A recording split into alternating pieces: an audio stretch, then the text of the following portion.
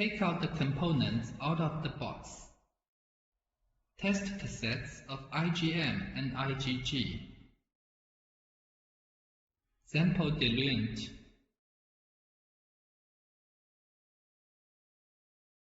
Pipette.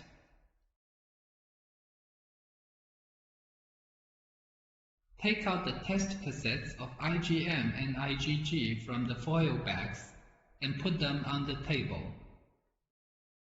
Add 10 microliter serum or plasma sample, or add 20 microliter whole blood sample into the sample well.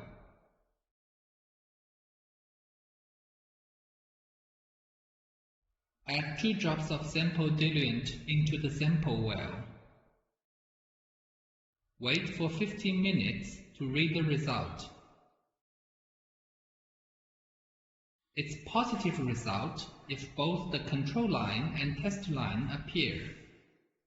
It's negative result if only the control line appears. It's invalid result if the control line doesn't appear.